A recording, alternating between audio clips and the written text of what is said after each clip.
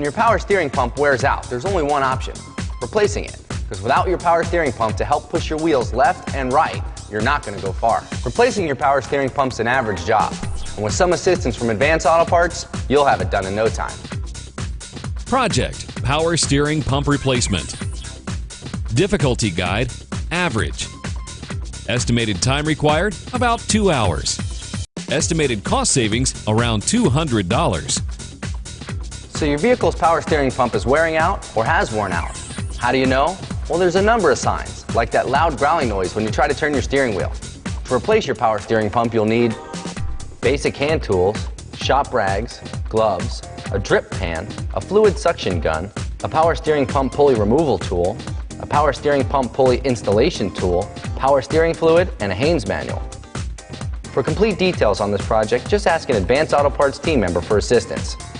We'll start the project on this 1999 Dodge Ram by using a suction gun to remove the power steering fluid.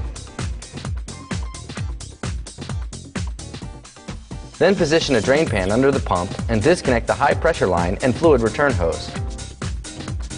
Cap the ends of the lines to prevent excessive fluid leakage or contaminants from entering. Loosen the serpentine belt and slip the belt off the pump pulley. If the hoses and clamps you removed look worn, replace them with new ones before installing the new pump. Advanced Auto Parts sells the ones you'll need. Ask an Advanced team member for assistance today. Continue by removing the front attaching bolts and nuts. Then lift the pump and bracket from the engine. Remove the pulley from the shaft using a special power steering pump pulley removal tool like this. Don't have one? No problem. Advanced Auto Parts will loan you one thanks to their loaner tool program. Ask an Advanced team member about it today.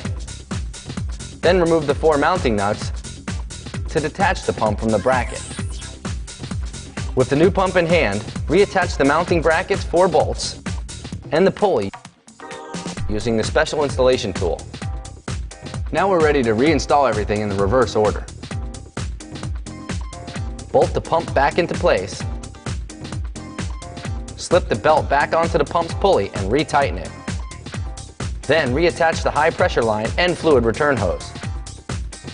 Wipe down the pump body, reservoir, and fittings so that any fluid leak can be easily detected. Following any operation in which the power steering fluid lines are disconnected, the system must be bled to remove all air to ensure proper power steering performance. With the front wheels in the straight ahead position, fill the power steering pump's reservoir with power steering fluid until it reaches the cold C mark on the dipstick. Then in a well-ventilated area, start the engine and allow it to idle. While it's idling, recheck that the fluid level is still at the cold C mark on the dipstick and begin bleeding the system by slowly turning the wheels from side to side. When the air is worked out of the system, return the vehicle's wheels to the straight ahead position and leave the vehicle running for several minutes before shutting it off. That way the system can set. Road test the vehicle to be sure the steering system is functioning normally and noise-free. Then, recheck the fluid level to be sure it's now up to the hot H mark on the dipstick while the engine is at normal operating temperature. Add fluid if necessary. So let's review. Replacing your power steering pump was an average project. It took about 2 hours to do. It could save you up to $200 or more. Plus, the only required maintenance for this system in the future is to check the level of the power steering fluid periodically.